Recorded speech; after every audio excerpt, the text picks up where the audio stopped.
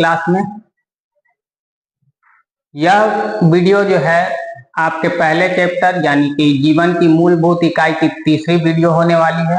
इस वीडियो में हम जो है कोशिका के संरचनात्मक संगठन के बारे में समझेंगे कि कोशिका जो है किन मूल इकाइयों से मिलकर के बनी होती है। तो कोशिका जो है, कोशिका का जो संरचनात्मक संगठन है उसमें प्लाज्मा झिल्ली या कोशिका झिल्ली शामिल होती है, कोशिका भित्ति, केंद्रक और कोशिका द्रव्य आते हैं। कोशिका भित्ति जो है केवल पादप कोशिकाओं में देखने के लिए मिलती है और बाकी कोशिकाओं में केवल प्लाज्मा झिल्ली, केंद्रक और कोशिका द्रव्य पाए जाते हैं। तो बच्चों देखो, यहाँ जो है मैं एक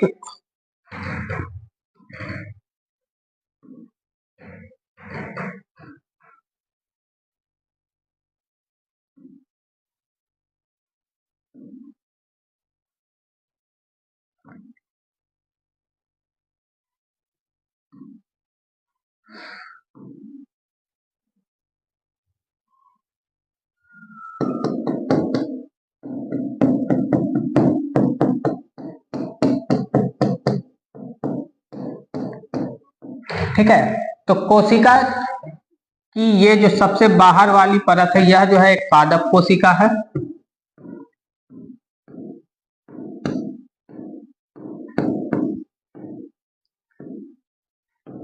ठीक है, तो पादप कोशिका की जो सबसे बाहर वाली परत होती है उसे हम कोशिका भित्ति कहते हैं।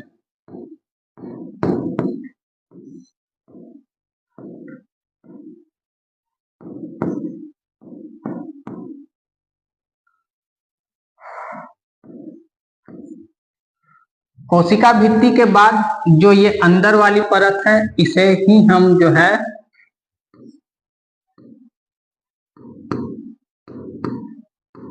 प्लाज्मा या फिर कोशिका झिल्ली कहते हैं।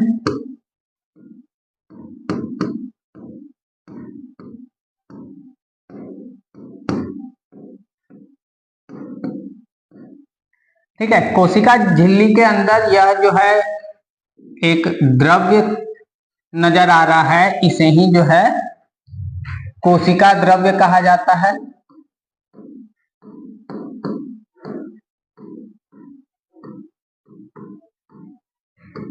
और यह जो काले रंग के धब्बे जैसी नजर आ रही है इसे हम केंद्रक कहते हैं। तो कोशिका का जो संरचनात्मक संगठन है यानी कोशिका जो है इन्हीं मूल इकाइयों से मिलकर के बनी होती है। इन सभी के बारे में हम जो है अलग अलग से समझेंगे। जैसे सबसे पहले जो है प्लाज्मा झिल्ली या फिर कोशिका झिल्ली के बारे में जानेंगे।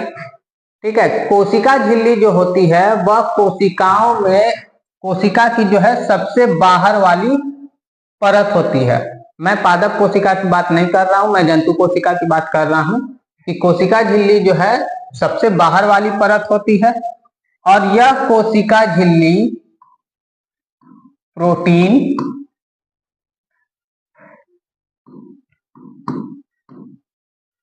और लिपिड की बनी होती है। ठीक है, कोशिका झिल्ली जो है लचीली होती है और यह किससे बनी होती है? प्रोटीन और लिपिड की बनी होती है। कोशिका झिल्ली जो है अर्ध पारगम्य या फिर वर्णात्मक पारगम्य झिल्ली की तरह कार्य करती है, क्योंकि कोशिका झिल्ली जो है अपने से होकर के कुछ पदार्थों को अंदर और बाहर आने जाने देती है। सभी पदार्थों को नहीं, कोशिका झिल्ली केवल कुछ ही पदार्थों को अपने से अंदर बाहर आने जाने देती है। इसी कारण से कोशिका झिल्ली को जो है हम अर्ध पारगम्य या फिर वर्णात्मक पारगम्य झिल्ली भी कहते हैं। कोशिका झिल्ली जो है, कोशिका के अंदर बहुत सारी इकाई होती है। ठीक है, तो उन सभी इकाइयों को कोशिका झिल्ली कोशिका के बाहर जाने नहीं देती है। ठीक है, कोशिका की सबसे बाहरी परत जो कोशिका के घटकों को बाहरी पर्यावरण से अलग करती है उसे ही हम क्या कहते हैं? कोशिका झिल्ली कहते हैं।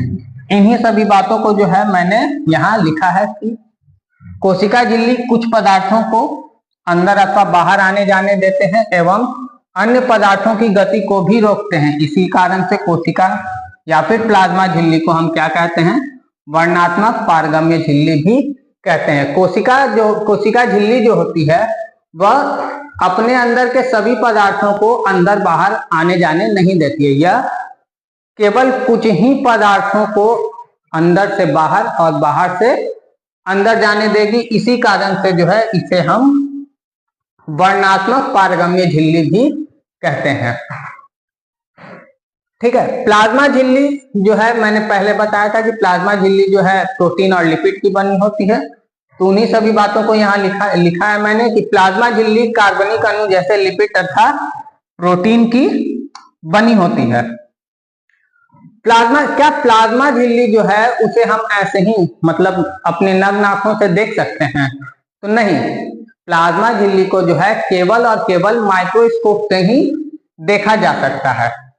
झिल्ली का लचीलापन एक कोशिक जीवों में कोशिका के बाह्य पर्यावरण से पदार्थ और भोजन को ग्रहण करने में सहायता करती है। जब भी एक कोशिकीय जीवों को अपने बाह्य पर्यावरण से भोजन ग्रहण करना होगा अपने अंदर, ठीक है, तो यही जो है कोशिका झिल्ली या फिर प्लाज्मा झिल्ली ही उसकी मदद करती है।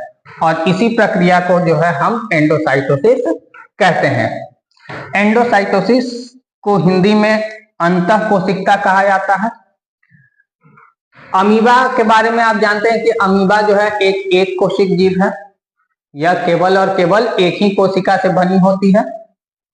तो अमीबा में जो है एंडोसाइटोसिस यानी कि अंतःकोशिकता की प्रक्रिया किस प्रकार होती है, उसके लिए जो है मैंने एक चित्र बनाया है। जैसे यह एक अमीबा है, ठीक है। अमीबा को यहाँ जो है यहाँ भोजन दिखा, तो आप जानते हैं कि अमीबा को जब भोजन दिखता है तो वह उसकी ओर गति करना शुरू कर देता है, वह उसकी ओर जाना शुरू कर देगा, ठीक है। और जब वह उसकी ओर जाएगा और भोजन के नजदीक जब पहुंच जाता है वो, तो क्या करता है कि वह भोजन के चारों ओर जो है एक आकृति बनाना शुरू कर देता है, ताकि वह ऐसा लगेगा कि वह जो है उसको पकड़ रहा है, ठीक है। यहाँ आप देख सकते हैं कि यह जो है भोजन के चारों ओर एक आकृति बनाना शुरू कर देता है। यह आकृति जो है आपको हाथ या पैर की तरह दिख सकते हैं, तो लेकिन यह सच में उसके हाथ और पैर होते हैं? तो नहीं, यह जो है उसके हाथ और पैर नहीं होते हैं। इन्हें हम क्या नाम दे देते हैं? इन्हें हम कूटपाद नाम दे देते हैं या फिर पादाब कहते हैं इसे, ठीक है। फिर यह कूटपाद और पादाब के जरिए जो है उस भोज्य पदार्थ को अपने अंदर लेने की कोशिश करेगा। और जब वह कूटपाद उस भोजन को पूरी तरह से घेर लेता है, तो यह एक जो है बैग जैसी संरचना बन जाती है, जिन्हें हम खाद्य रिक्तिका के नाम से जानते हैं। और अंत में वह भोजन अमीबा के अंदर पहुंच जाता है। फिर अमीबा जो है उसका पाचन करेगा, ठीक है। तो इसी प्रक्रिया को जो है मैंने यहाँ लिखा है कि प्लाज्मा झिल्ली जो है एक लचीली संरचना होती है। झिल्ली के लचीला होने के कारण एक कोशिक जीव जैसे अमीबा के द्वारा अपने बाह्य पर्यावरण से भोज्य पदार्थ को ग्रहण करने की जो प्रक्रिया है, इसे ही क्या कहते हैं? एंडोसाइटोसिस यानी कि अंतःकोशिकता कहा जाता है।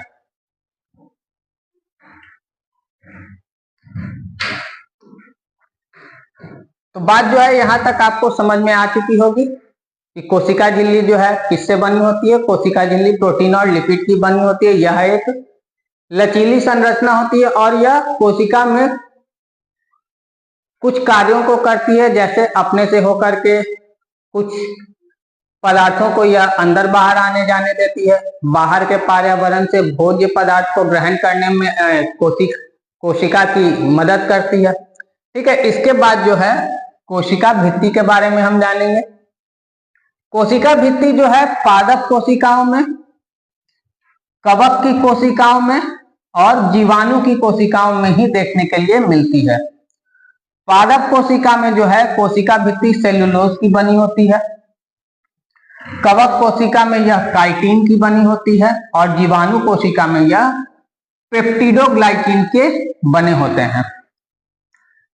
कोशिका का जो आकार होता है इसी कोशिका भित्ति के कारण होता है। कोशिका भित्ति क्या करती है कि कोशिका भित्ति पादप कोशिका को आकार प्रदान करने का कार्य करती है।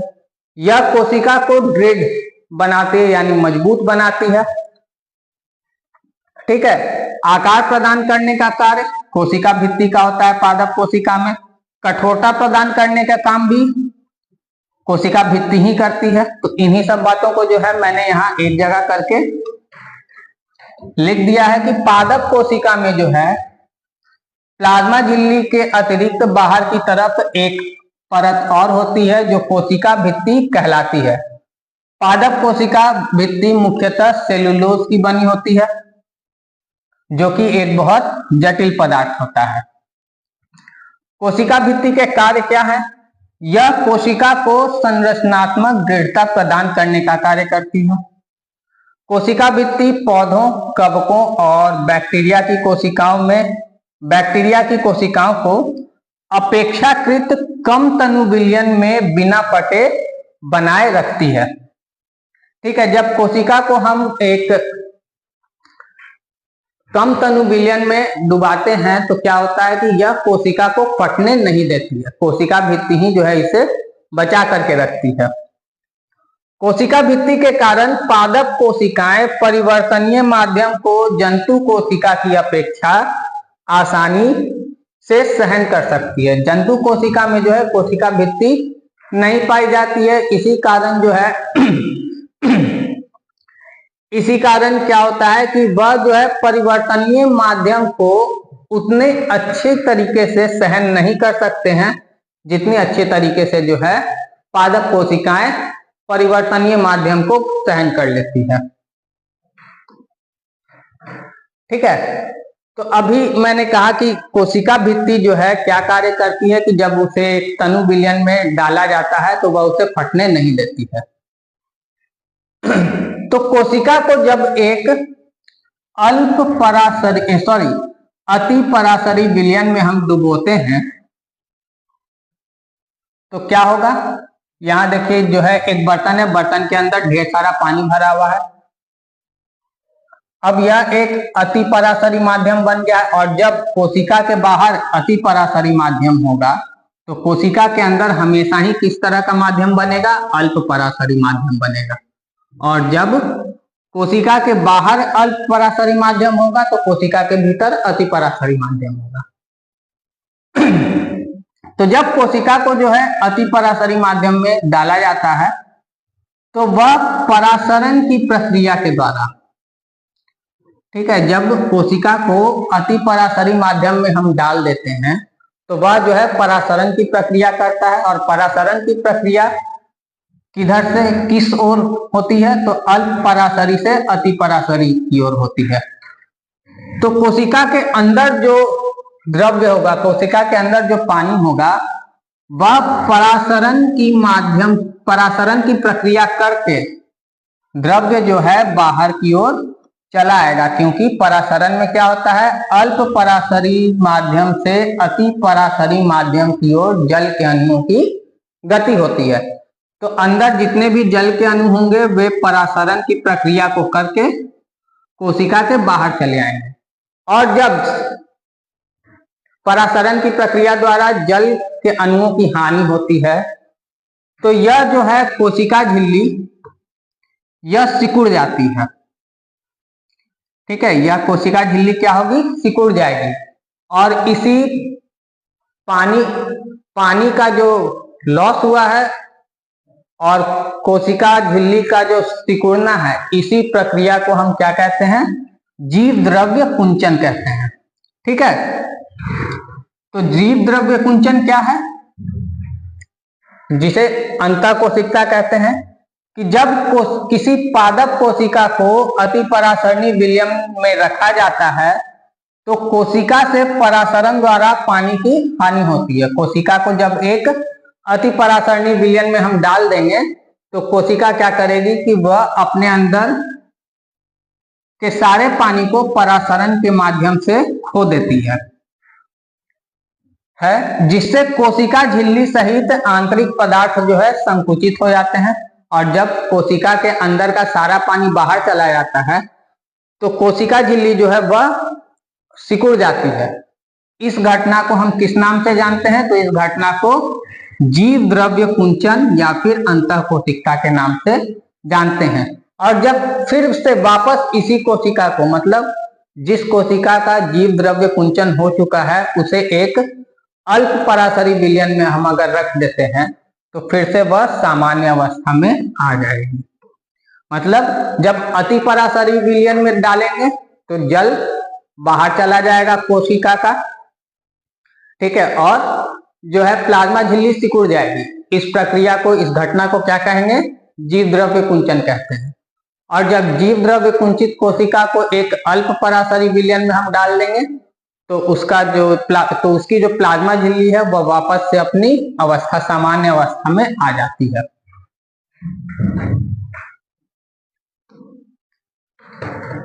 इसके बाद जो है हमें केंद्रक के बारे में जानना है कि केंद्रक क्या होता है। तो यहां जैसे कि इस फिगर में आप देख रहे हैं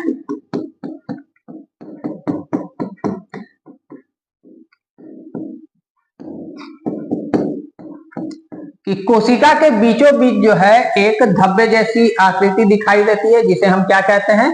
केंद्रक कहते हैं। यह धब्बे जैसी आकृति जो है यह केंद्रक कहलाती है। और केंद्रक का जो आवरण होता है उसे हम क्या कहते हैं? केंद्रक झिल्ली कहते हैं। केंद्रक झिल्ली जो है एक दोहरी आवरण वाली संरचना होती है, ठीक है। केंद्रक झिल्ली, केंद्रक झिल्ली कैसी संरचना होती है? तो केंद्रक झिल्ली जो है एक दोहरी आवरण वाली संरचना होती है। केंद्रक झिल्ली में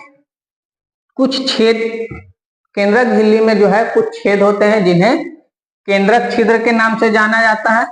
और यह इसी केंद्रक छिद्र के माध्यम से जो है केंद्रक के अंदर का द्रव्य केंद्रक के बाहर आ जा सकता है। केंद्रक के अंदर जो है एक बहुत ही जरूरी पदार्थ पाया जाता है जिसे हम डीएनए कहते हैं। डीएनए जो है एक अनुवांशिक पदार्थ है। अनुवांशिक पदार्थ होता क्या है?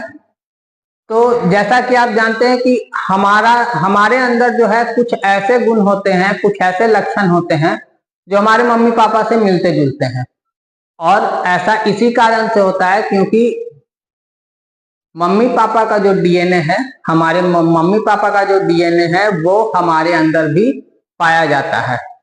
डीएनए का जो फुल फॉर्म है वो क्या होता है? डीऑक्सीराइबो न्यूक्लिक अम्ल, ठीक है, डीऑक्सीराइबो न्यूक्लिक अम्ल होता है। यह जो डीएनए है यह बहुत ही विचित्र पदार्थ है। वो कैसे? तो जब डीएनए जो है, जब कोशिका का विभाजन नहीं हो रहा होगा, ठीक है, कोशिका विभाजन से पहले यह जो है एक धागे जैसी संरचना के रूप में होती है। आप यहां देख रहे हैं कि यह जो एक धागे जैसी संरचना के रूप में है, जिसे हम क्या कहते हैं? क्रोमैटिन कहते हैं।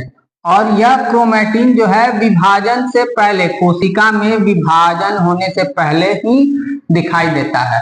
लेकिन जब कोशिका विभाजन हो रहा होगा तो यही क्रोमैटिन जो है फिर गुणसूत्र में बदल जाता है। यही जो क्रोमैटिन है वह गुणसूत्र में बदल जाता है, ठीक है। यह जो गुणसूत्र होते हैं यह डीएनए और प्रोटीन से मिलकर के बनते हैं और यह कोशिका विभाजन के समय ही दिखाई देते हैं। कोशिका विभाजन से पहले क्रोमैटिन के फॉर्म में रहेंगे और कोशिका विभाजन के समय क्रोमोसोम यानी कि गुणसूत्र के फॉर्म में, गुणसूत्र के रूप में रहते हैं। ठीक है। तो कोशिका के मध्य में एक गहरे रंग की गोलाकार या अंडाकार डॉट जैसी संरचना दिखाई देती है जिसे केंद्रक कहा जाता है। केंद्रक के चारों तरफ दोहरे परत का एक स्तर होता है जिसे केंद्रक झिल्ली कहते हैं। केंद्रक झिल्ली में छोटे छोटे छेद होते हैं। इन छिद्रों के द्वारा केंद्रक के अंदर का द्रव्य बाहर आ जा पाता है। केंद्रक में आनुवांशिक पदार्थ के रूप में डीएनए उपस्थित होता है। यह डीएनए कोशिका विभाजन से पहले धागे की तरह की संरचना का एक जाल रूपी पिंड की तरह होता है जिसे क्रोमैटिन कहा जाता है।